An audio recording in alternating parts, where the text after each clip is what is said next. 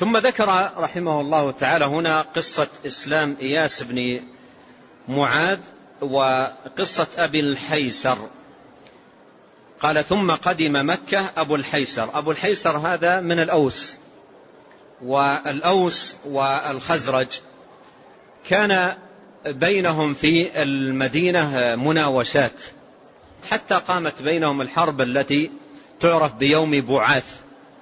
وبعاث منطقة قريبة أو مكان قريب من المدينة، فقامت مقتلة عظيمة بين الأوس والخزرج، وهذا قبل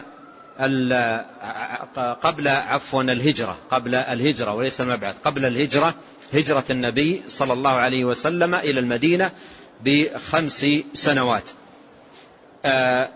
قال ثم قدم مكة أبو الحيسر أنس بن رافع في فتية من قومه أي من الأوس من بني عبد الأشهل، يطلبون الحلف يعني التحالف مع كفار قريش على قومهم من الخزرج، وكان الخزرج أكثر عددا منهم. فذهب أبو الحيسر ومعه فتية من قومه منهم إياس بن معاذ إلى قريش في مكة يطلبون منهم التحالف معهم ضد الخزرج. فدعاهم رسول الله صلى الله عليه وسلم إلى الإسلام على عادته صلوات الله وسلامه عليه في تلقي الوفود. فلما سمع بمقدم هؤلاء الفتية عرض عليهم صلوات الله وسلامه عليه الدعوة إلى دين الله صلى الله عليه وسلم. وكان مما قال لهم عليه الصلاة والسلام هل لكم في خير مما جئتم به، هل لكم في خير مما جئتم به، أي من طلب التحالف مع المشركين ضد الخزرج، هل لكم في أمر هو خير من هذا الذي جئتم لأجله. فعرض عليه الصلاة والسلام عليهم الدعوة. فقال إياس بن معاذ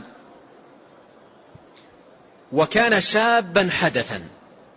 شابا حدثا أعجب كلام النبي عليه الصلاة والسلام ودعوته إلى الإسلام، وكان شابا حدثا. فقال يا قوم هذا والله خير مما جئنا له، هذا يا قوم والله خير مما جئنا له. هذه دعوة إلى دين الله والتوحيد والإخلاص ونبذ الشرك. أعجبته الدعوة التي يدعو إليها صلوات الله وسلامه وبركاته عليه. فضربه أبو الحيسر. أبو الحيسر هو كان القائم عليهم أو المسؤول عنهم أو المقدم فيهم. فضربه أبو الحيسر وانتهره. يقال أنه أخذ حفنة من تراب وضربها في وجه إياس بن معاذ ونهره وزجره فسكت. ثم لم يتم لهم الحلف الذي جاءوا لأجله أو التحالف مع كفار قريش ضد الخزرج لم يتم، يعني هذا الأمر الذي جاءوا له لأجله لم يتم. فانصرفوا إلى بلادهم أي إلى المدينة. فيقال إن إياس بن معاذ مات مسلما. لما رجعوا إلى المدينة كانت على إثر الرجوع وقعة بعاث، وهذا في السنة 5 قبل هجرة النبي عليه الصلاة والسلام، يعني قبل الهجرة ب5 سنوات. وقعت بين الخزرج والأوس الوقعة المعروفة بوقعة بعاث، نسبة إلى بلد قريب من المدينة جدا. وحصلت مقتلة عظيمة وقتل فيها كثير من رؤسائهم وأعيانهم وكبارهم. جاء في صحيح البخاري عن أم المؤمنين عائشة رضي الله عنها قالت كان يوم بعاث يوما قدمه الله لرسوله. وهذه من التقديمات التي جاءت قبل الهجرة حتى يصلح أمر المدينة ويتهيأ لمبعث النبي عليه الصلاة والسلام. كان فيها كبراء وزعماء وأناس ربما يكون عندهم أنفة من أن يكون النبي عليه الصلاة والسلام متوليا الأمر وينضمون تحته ويكونون تبعا له، فهذا أمر ربما يكون عند كثير منهم من الصعوبة بمكان.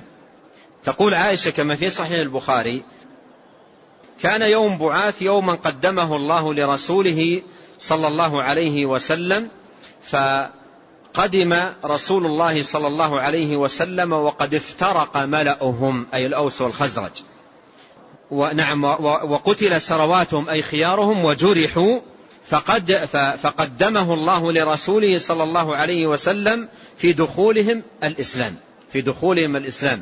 يعني معركة أو يوم بعاث الذي حصل في هذه المقتلة، وحصل فيهم من أثخن كثير منهم بالجراح، وقتل سرواتهم أي خيارهم وكبارهم ومقدموهم، فأصبحوا في مثل هذه الحال مهيئين لما جاء النبي عليه الصلاة والسلام ليكونوا منضوين جميعا تحته صلوات الله وسلامه عليه.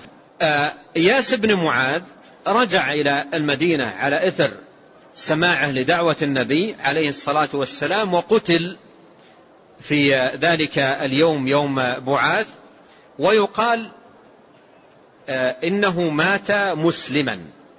والحافظ بن حجر رحمه الله تعالى ترجم لإياس بن معاذ في القسم الأول من الإصابة، وقال: قال ابن السكن وابن حبان له صحبة، وذكره البخاري ذكره البخاري في تاريخه الأوسط في من مات على عهد رسول الله صلى الله عليه وسلم من المهاجرين الأولين والأنصار. ثم ذكر قصته مع أبي الحيسر عن ابن إسحاق عن محمود ابن لبيد، وتمامها: فكانت وقعة بعاث بين الأوس والخزرج، ثم إنه لم يلبث إياس بن معاذ أن هلك. قال محمود بن لبيد: فأخبرني من حضر من قومه أنهم لم يزالوا يسمعونه يهلل الله ويكبره ويحمده ويسبحه.